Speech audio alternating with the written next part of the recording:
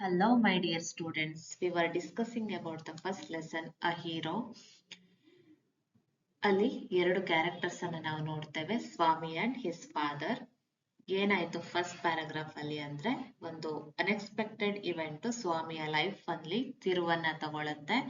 ಸ್ವಾಮಿಯ father news paper ಅನ್ನ ಓದ್ತಿರ್ತಾರೆ. ಆ ನ್ಯೂಸ್ ಪೇಪರ್ ಅಲ್ಲಿ ಒಂದು ನ್ಯೂಸ್ ಪಬ್ಲಿಷ್ ಆಗಿರುತ್ತೆ. ಅದೇನಪ್ಪಾ ಅಂದ್ರೆ, ಒಬ್ಬ ಹಳ್ಳಿಯ ಹುಡುಗ ಕಾಡಿನ ಮಾರ್ಗದಲ್ಲಿ ಮನೆಗೆ ಬರ್ತಾ ಇರ್ಬೇಕಾದ್ರೆ ಅವನಿಗೆ ಹುಲಿ ಎದುರಾಗತ್ತೆ.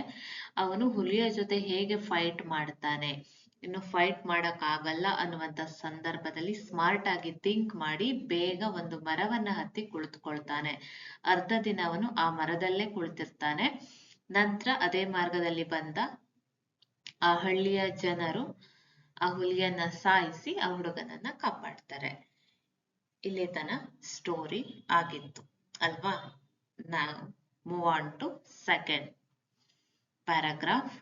After reading it through, father looked at Swami fixedly and asked, "What do you say to that?" Swami said, "I think he must have been a very strong and grown-up person, not a boy at all. How could a boy fight a tiger? You think you are wiser than the newspaper?" Father sneered. ಇಲ್ಲಿ after reading it through, ಆ news paper ಅಲ್ಲಿ news publish ಆಗಿತ್ತಲ್ಲ, ಆ news ಅನ್ನ complete ಆಗಿ ಆದ್ಮೇಲೆ father looked ಎಟ್ ಸ್ವಾಮಿ ಫಿಕ್ಸ್ಡ್ಲಿ, ಎಡಬಿಡದೆ ಸ್ವಾಮಿಯನ್ನ ನೋಡ್ತಾ ಇದ್ದಾರೆ. ಅಂಡ್ ಆಸ್ಕ್ಡ್, ಕೇಳ್ತಾರೆ, what do you say to that? ಈ ನ್ಯೂಸಿಗೆ ನೀನ್ ಏನ್ ಹೇಳಲಿಕ್ಕೆ ಇಷ್ಟಪಡ್ತೀಯಾ, ಅಥವಾ ಈ ನ್ಯೂಸ್ ಮೇಲೆ ನಿನ್ನ ಒಪಿನಿಯನ್ ಏನು ಅಂತ ಅವರು ಮಗನ ಹತ್ರ, ಸ್ವಾಮಿ ಹತ್ರ ಕೇಳ್ತಾ ಇದ್ದಾರೆ. ಸ್ವಾಮಿ set, I think he must have been a very strong and grown up person. ನನ್ಗನ್ಸತ್ತೆ ಅವನು ಸಣ್ಣ ಹುಡುಗ ಅಲ್ಲ, ಅವನು ಸ್ಟ್ರಾಂಗ್ ಅಂದ್ರೆ ತುಂಬಾ ಶಕ್ತಿ ಇರುವಂತಹ ಗ್ರೋನ್ ಅಪ್ ಪರ್ಸನ್, ಅಂದ್ರೆ ಎಲ್ಡರ್ಲಿ ಪರ್ಸನ್ ಇರ್ಬೋದು ಅವನು, ಅಥವಾ ಅಡಲ್ಟ್ ಇರ್ಬೋದು, ಅವನು ಚಿಕ್ಕ ಹುಡುಗ ಅಲ್ಲ ಅಂತ ನನಗನ್ನಿಸ್ತಾ ಇದೆ. How could a boy fight a tiger? ಹೇಗೆ ಒಬ್ಬ ಚಿಕ್ಕ ಹುಡುಗ ಟೈಗರ್ ಜೊತೆಗೆ ಅವನು ಫೈಟ್ ಮಾಡಬಹುದು ಅಂತ ಅವನು ಅಪ್ಪನ ಹತ್ರನೇ ಕ್ವಶನ್ ಮಾಡ್ತಾ ಇದ್ದಾನೆ.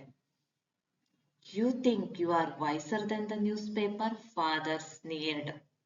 ಫಾದರು ಅನ್ಕೈಂಡ್ ವೇ ಇಂದ ಕೇಳ್ತಾ ಇದ್ದಾರೆ, ನೀನು ನ್ಯೂಸ್ ಪೇಪರ್ಗಿಂತನೂ ನೀನು ಬುದ್ಧಿವಂತ ಅಂತ ಅನ್ಕೊಳ್ತಾ ಇದೀಯಾ ಹಾಗಿದ್ರೆ ಅಂತ ಏನ್ ಮಾಡ್ತಾ ಇದ್ದಾರೆ, ಸ್ವಲ್ಪ ರೂಡ್ ಆಗಿ ಕೇಳ್ತಾ ಇದ್ದಾರೆ. A man may have the strength of an elephant and yet be a coward, whereas another may have the strength of a straw, but if he has courage, he can do anything. Courage is everything. Strength and age are not important. A man may have the strength of an elephant. ಈಗ ಒಂದು example ಮೂಲಕ ಅವರು ಮಗನಿಗೆ explain ಮಾಡ್ತಾ ಇದ್ದಾರೆ. ಹಾಗಾದ್ರೆ ಒಬ್ಬ ಮನುಷ್ಯ have the strength of an elephant, ಅವನಿಗೆ ಆನೆಯಂತಹ ಶಕ್ತಿ ಇದೆ, ಆನೆಯಷ್ಟು ಬಲವುಳ್ಳವನಾಗಿದ್ದಾನೆ ಅವನು.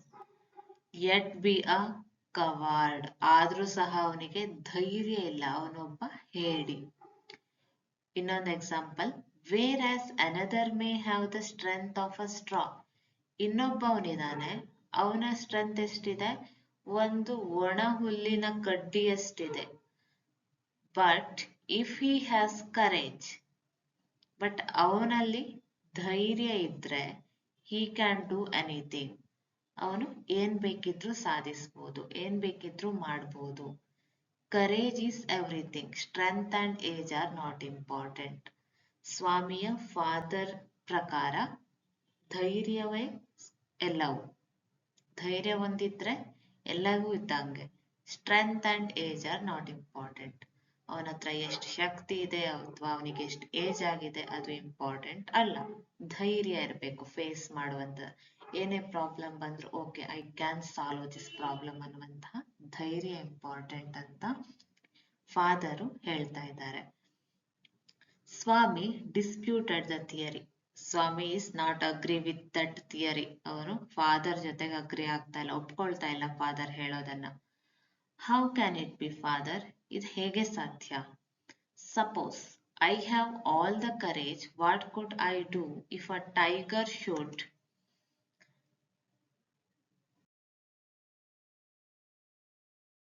attack me?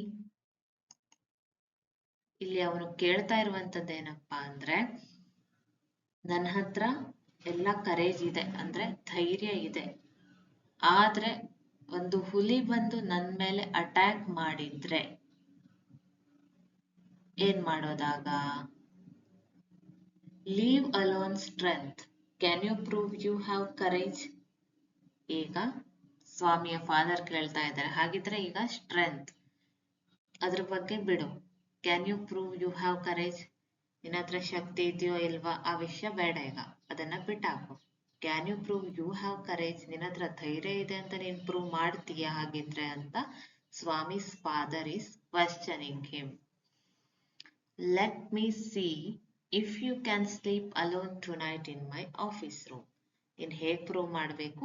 ಇವತ್ತು ನನ್ನ ಆಫೀಸ್ ರೂಮ್ ಅಲ್ಲಿ ನೀನು ಒಬ್ನೇ ಮಲ್ಕೊಳ್ಬೇಕು ಅಂದ್ರೆ ಓಕೆ, ನನ್ನ ಮಗನಿಗೆ ಧೈರ್ಯ ಇದೆ ಅಂತ ನಾನು ಒಪ್ಕೊಳ್ತೇನೆ. ಇದ್ರ ಅರ್ಥ ಏನು? ಇಷ್ಟು ದಿನ ಅವನು ಒಬ್ನೇ ಮಲ್ಕೊಳ್ತಾ ಇರ್ಲಿಲ್ಲ ಅಲ್ವಾ?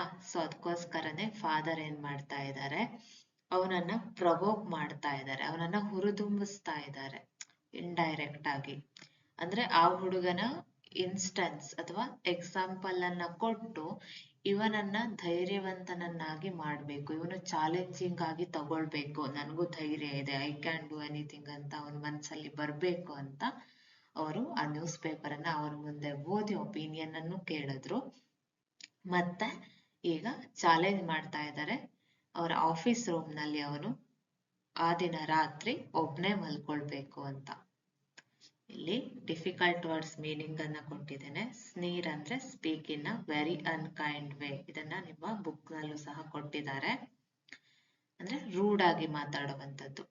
ಕವರ್ಡ್ ಅಂದ್ರೆ a person who lakhs courage, ಹೇಳಿ ಅಂತ ಹೇಳ್ಬೋದು, ಯಾರಿಗೆ ಧೈರ್ಯ ಇರೋದಿಲ್ವೋ ಅವರು ಕವರ್ಡ್. ಸ್ಟ್ರಾ ಅಂದ್ರೆ ಡ್ರೈ ಗ್ರಾಸ್ ಸ್ಟೆಮ್, ಅಂದ್ರೆ ಒಂದು ಒಣ ಹುಲ್ಲಿನ ಕಾಂಡ ಅಂತ ಹೇಳ್ಬೋದು. ಸೆಕೆಂಡ್ ಪ್ಯಾರಾಗ್ರಾಫ್ ಅಲ್ಲಿ ಬರುವಂತ ಅಪೋಸಿಟ್ ವರ್ಡ್ಸ್ ಗಳು strong, weak, sneer, praise, alone, together, important, unimportant, attack, protect. So ಇದು ಅ ಹೀರೋ ಲೆಸನ್ನಿನ ಸೆಕೆಂಡ್ ಪ್ಯಾರಾಗ್ರಾಫಿನ ಕಂಪ್ಲೀಟ್ ಎಕ್ಸ್ಪ್ಲನೇಷನ್ ಆಗಿತ್ತು. ಈ ವಿಡಿಯೋ ನಿಮ್ಗೆ ಇಷ್ಟ ಆಗಿದ್ರೆ ಲೈಕ್, ಶೇರ್, ಕಮೆಂಟ್ ಮಾಡಿ, ಹಾಗೆ ನನ್ನ ಚಾನಲ್ ಅನ್ನ ಫಾಲೋ ಮಾಡ್ಕೊಳ್ಳಿ. ಮುಂದಿನ ವಿಡಿಯೋ ಜೊತೆ ಮತ್ತೆ ಸಿಗ್ತೇನೆ, ಅಲ್ಲಿಯವರೆಗೂ ಟಾಟಾ, ಬಾಯ್ ಬಾಯ್.